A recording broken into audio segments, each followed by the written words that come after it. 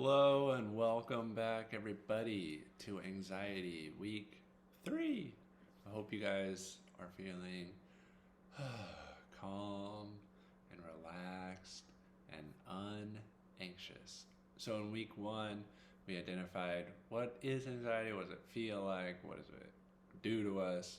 In Week 2, we talked about being thankful and how having an attitude of gratitude can help combat anxiety, because instead of worrying about the things that are coming or the things we might miss or the things we don't have or the things we're lacking, we shift our focus to being grateful for what we do have and what we are experiencing and what is around us. And so now in week 3, in our final week, we're going to be talking about, again, perspective, but instead of shifting our perspective, we're going to try to widen and broaden our perspective.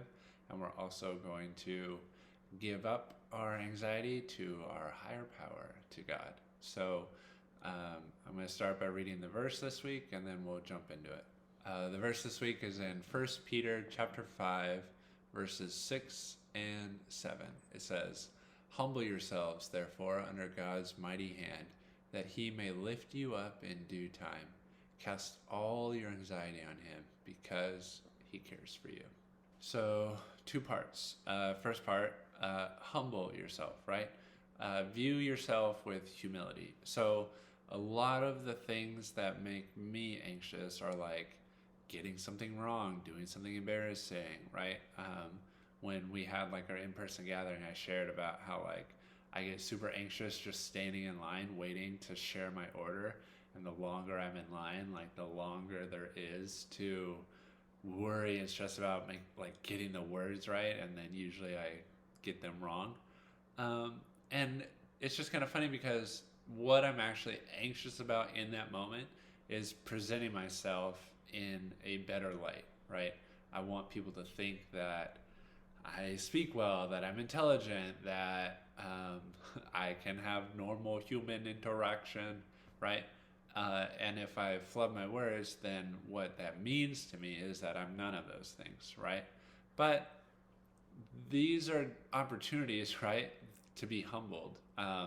There's this guy, Richard Rohr, who says he prays for a daily humiliation, right?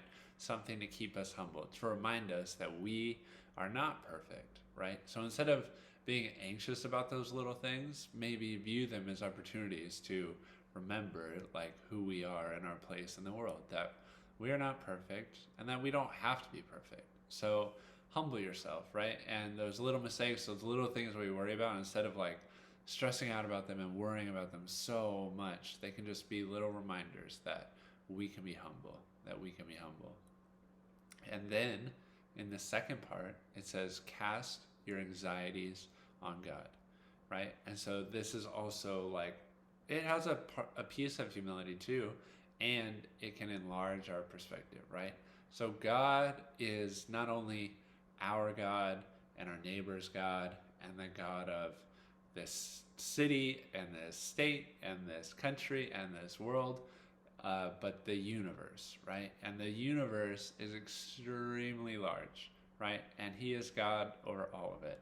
So to cast your anxieties onto that God, if we remember how big God is, that can give us the right perspective on the thing that we're anxious about. That it's actually this. And so the things that we're worried about can feel enormous. But again, this is a humbling thought that in the grand scheme of everything, it's nothing.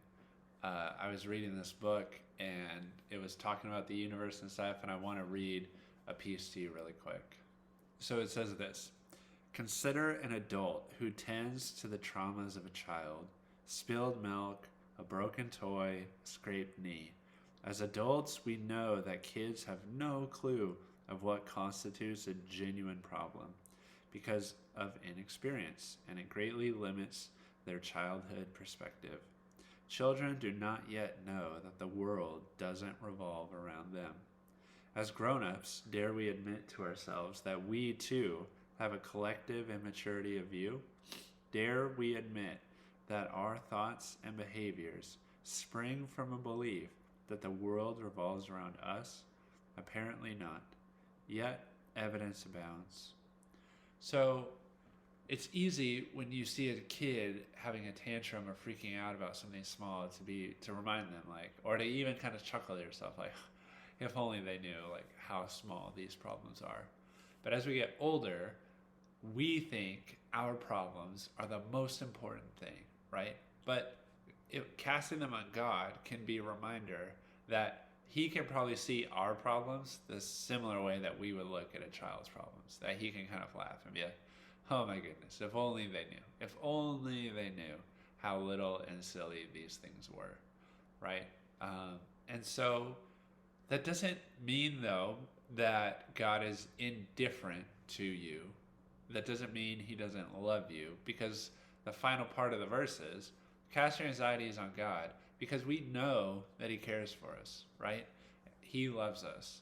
But it's not that He dismisses our anxieties and our worries, but it can help give us a better perspective on, like, maybe this actually isn't the end of the world, right? Maybe even if things go as badly as I worry they might, we'll still be okay in the long run.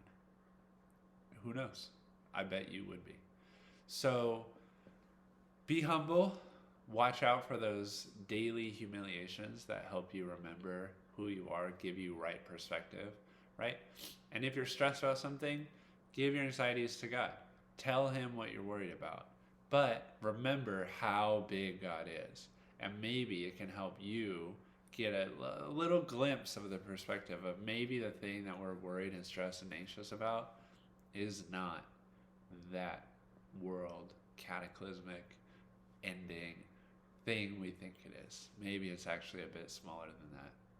But again, our weekly reminder, if you have an anxiety disorder, if you are losing sleep, if you cannot sleep, if you cannot get through a day, talk to someone. Please, please, please. Obviously, talk to God, but reach out for help, right? Reach out for help.